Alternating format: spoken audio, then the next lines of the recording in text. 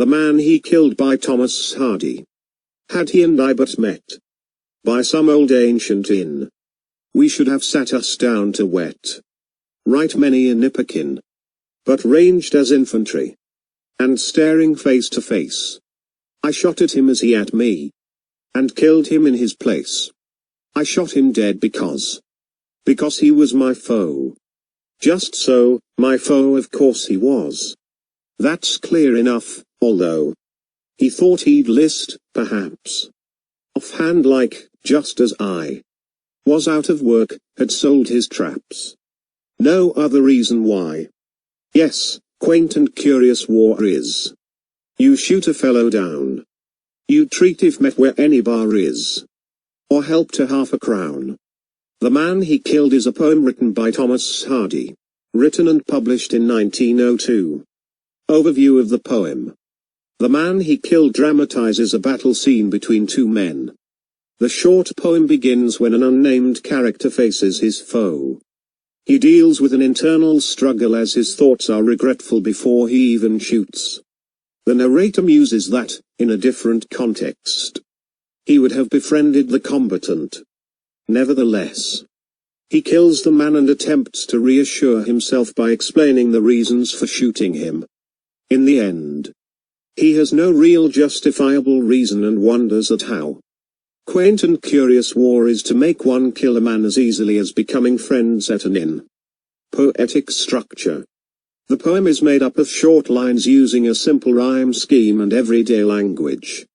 These format choices make the poem almost like a nursery rhyme in its simplicity, providing an ironic contrast to its unpleasant subject.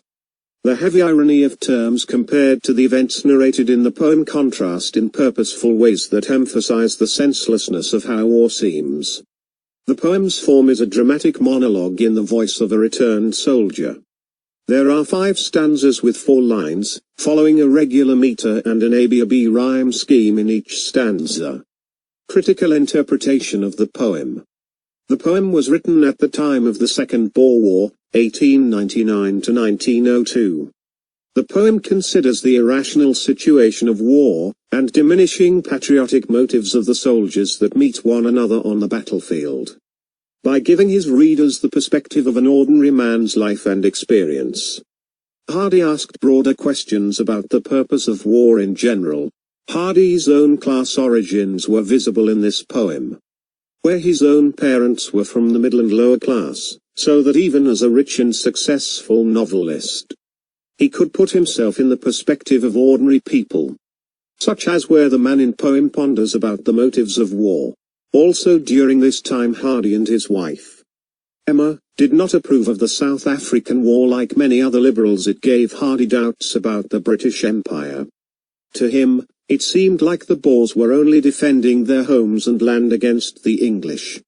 Overall, it made him question the purpose of killing others for the sake of war.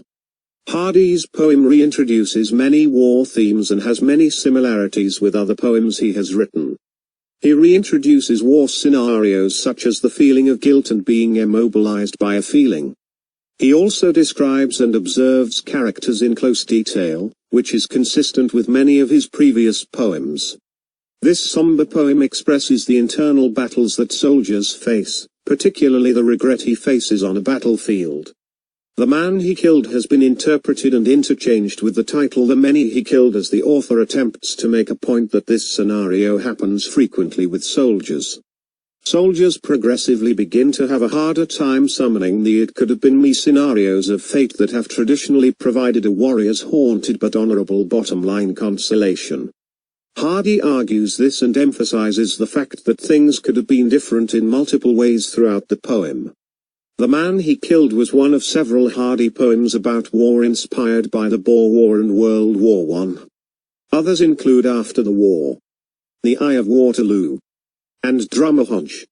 His book Moments of Vision includes an entire section labeled Poems of War and Patriotism. End of the poem. Thank you.